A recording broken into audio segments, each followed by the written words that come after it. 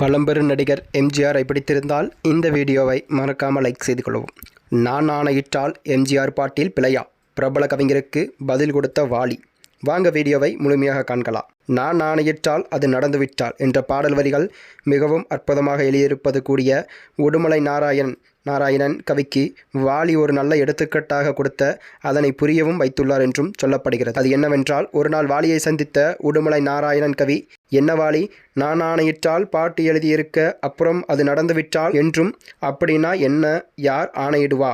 ஆணையிடுகிற இடத்தில் இருக்கிறவன் எப்படி அது நடந்துவிட்டால் என்று கேட்டுள்ளார். மேலும் அவன் சொன்னால் நடக்கும் என்கிற இடத்தில் இருக்கிறவன்தான் ஆணையிடுவான். அது என்ன அபத்தமா, நீ பாட்டு எழுத இருக்குன்னு கேட்டார். வாலி தெரிவித்தாராம்.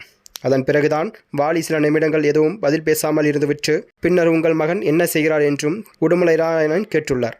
அதற்கு உடுமலை, எங்க நம்ம பேச்சை கேட்கிறான், நம்ம பேச்சை அவன் கேட்கிறதே இல்லை என்றும் கூறியுள்ளார். அதற்கு வாலி, நீங்கள் ராமகிருஷ்ணனுடைய ஆணையிட்டு